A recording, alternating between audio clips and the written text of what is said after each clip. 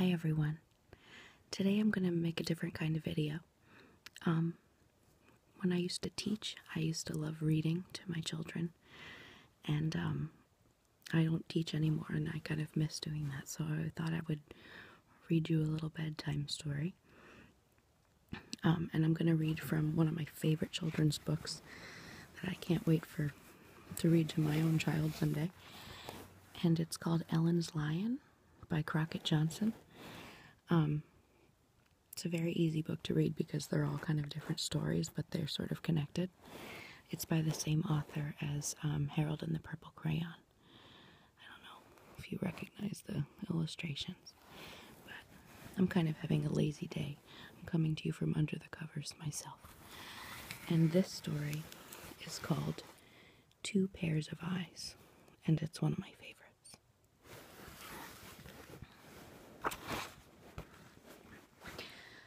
"I wish I had a drink of water," said Ellen in the middle of the night.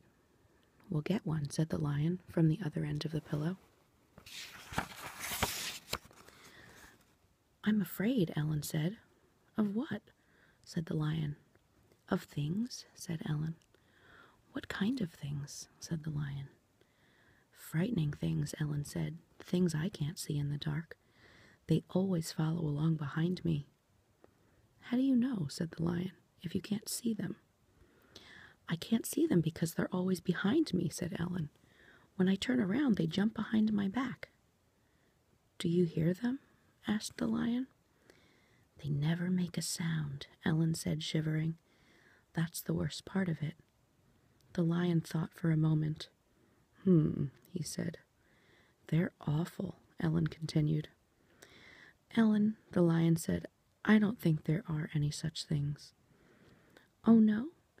Then how can they scare me?" said Ellen indignantly. "They're terribly scary things." "They must be exceedingly scary," said the lion. "If they keep hiding in back of you, though, they can't be very brave." Ellen frowned at the lion. Then she considered what he had said. "I guess they're not very brave," she agreed. "They wouldn't dare bother me if I could look both ways at the same time." "Yes," said the lion, "but who has two pairs of eyes?" "Two people have," Ellen said, staring up at where the ceiling was when it wasn't so dark. "I wouldn't be afraid to go down the hall for a drink of water if I was two people." Suddenly she reached out for the lion, dragged him to her, and looked him in the eyes. "Mine are buttons," he said. "They're sewn on. I can't see very well in the dark." "Nobody can," Ellen whispered as she got out of bed. "But the things don't know that." "How do you know they don't know?" said the lion. "I know all about them," said Ellen. "After all, I made them up in my head, didn't I?" "Ah," said the lion. "I said there were no such things." "But of course there are," Ellen said. "I just told you I made them up myself." "Yes," the lion said, "but—" "So I should know, shouldn't I?" said Ellen, putting the lion up on her shoulder so that he faced behind her. "Stop arguing with me and keep your eyes open." "They're buttons," said the lion, bouncing on Ellen's shoulder as she walked across the bedroom. "My eyes never close." "Good," said Ellen, and she opened the door to the hall. With a firm grip on the lion's tail to hold him in place, she marched down the hall to the bathroom, drank a glass of water, and marched back to bed.